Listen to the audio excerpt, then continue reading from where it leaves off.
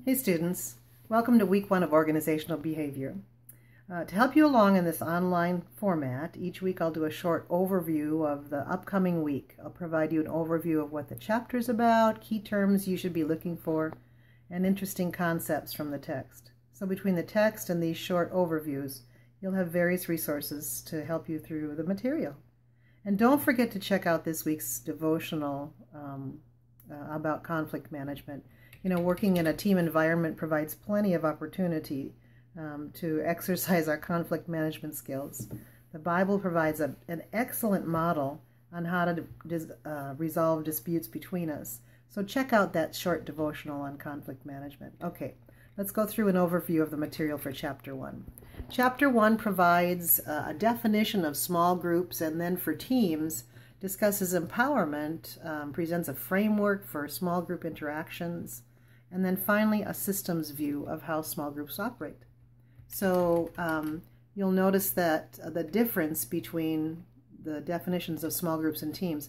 Teams are actually a subset of small groups. Teams are considered small groups, but not all small groups are teams. They operate differently. So check out the examples in the text between small groups and teams, and you'll begin to understand just why studying teams isn't as broad a discussion as small groups. There's also quite a bit of discussion about empowerment, and the term empowerment is used, it's been used in a business context for some time now. But when it first began to be used in the marketplace, I was working for an advertising firm in Minneapolis, and that firm was anything but empowering. The executives were micromanaging, wanting to make sure they accomplished all of the client's desires from a marketing and advertising standpoint. And the employees just didn't step outside the boundaries that were established.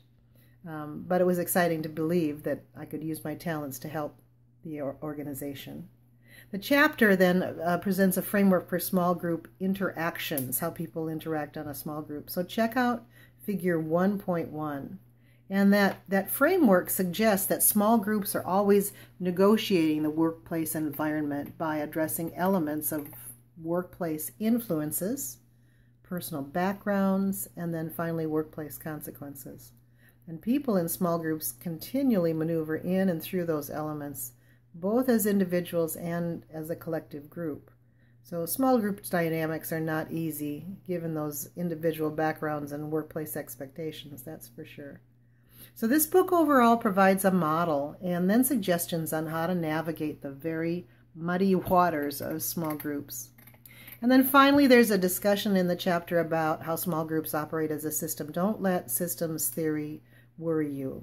All we're talking about is understanding how small groups work through a process as they navigate the elements of influences and backgrounds and consequences.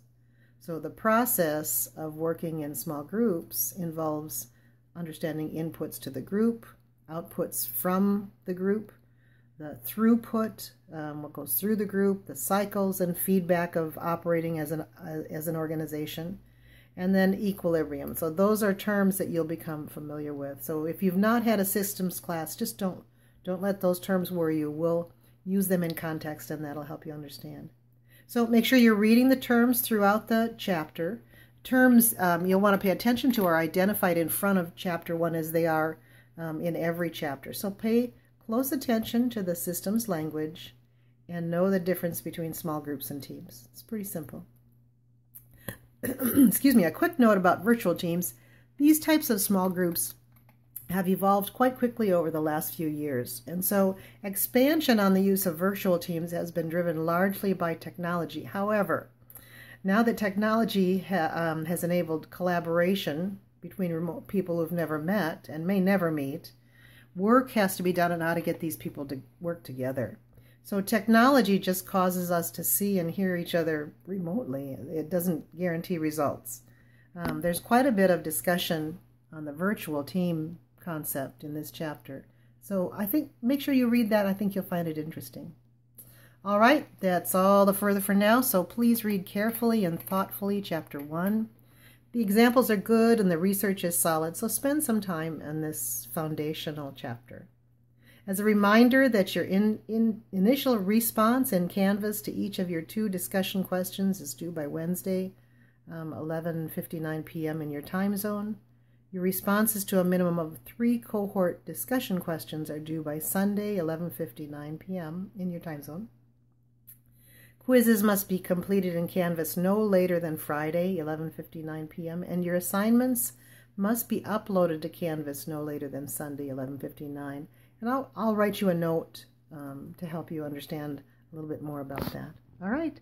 Well, welcome to Behavioral Organizational Behavior, and I'll be available for virtual office hours on Monday evenings from 7 to 7:30 in Arizona. I use Zoom, and you can find that link in the Welcome module. So just pop in and out throughout that time if you have questions or concerns, but you're always welcome to contact me outside of those office hours. Just call and contact me if you're struggling. So remember, God is on his throne and always has been, and he always will be. So God bless you and have a great day.